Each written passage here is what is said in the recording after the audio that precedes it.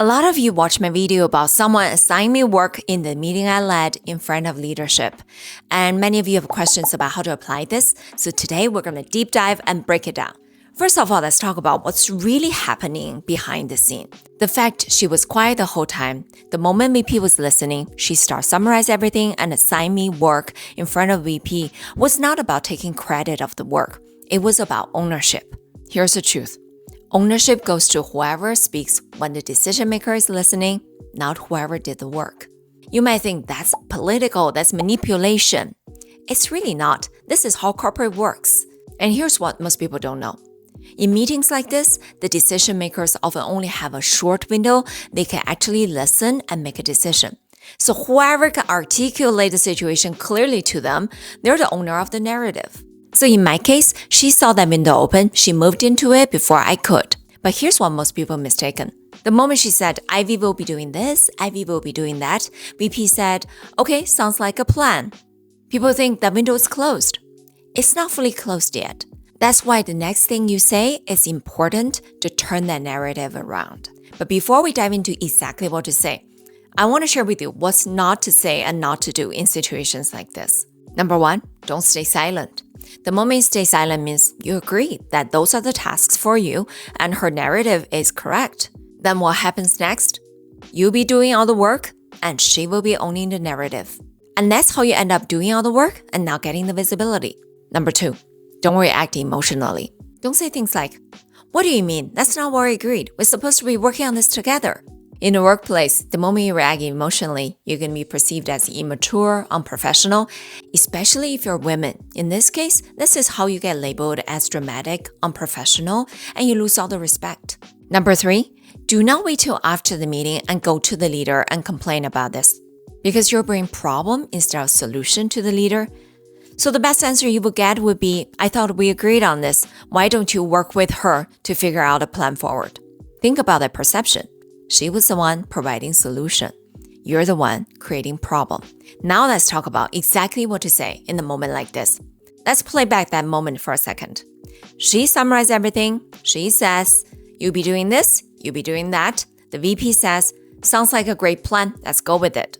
At that moment, scenario number one, if you're able to catch that she missed something in her summary because you did all the work, say this. Before we align on next steps, I want to add one piece of the context to the summary. This could change the next steps. As I was leading all the research and preparation for this, I also found this key aspect of evidence XYZ, explain it, and then say, with that, I'd like to revisit that next steps from here. This way, you called out, you did all the work. And you also called out that there's a key piece is missing to support decision making. Now you reopen the discussion of what next steps look like. This time, you're prepared for what tasks needs to be done and who's taking care of it. Scenario two, there's nothing critical she missed. Now say this. Thank you for the summary and thank you for your suggestion for the next steps. I agree those are the right steps to move forward with. However, I don't think I'm the right person to take on all of them. As I was leading the background research and preparation for this meeting, I already made some momentum on task A, B, and C. I would like to continue to drive those forward. However, there's still tasks X, Y, and Z. Would you like to take them on? Put her on the spot. Drive that shared ownership. Very likely, her answer is, I don't have time, I don't have capacity, I have too much on my plate. But all of this is unfolding in front of the decision maker. Now you turn to the decision maker and say this. I believe we need additional resource support to take care of tasks X, Y, and Z so we can move fast and keep the momentum going. Observe what this answer does. You reclaimed your ownership of the work up to this point. You addressed again of the shared collaboration with her. You also took partial ownership of the task to moving forward, and you provide the decision maker a solution for the unclaimed tasks. Without that, the narrative is shifting back to the way you want it. Here's the last thing I want to address. Some of you commented, this sounds exhausting. Yes, it is. Especially as an introvert myself, I used to think I'm not interested in politics. So in situations like this, I stay quiet. But what happens afterwards?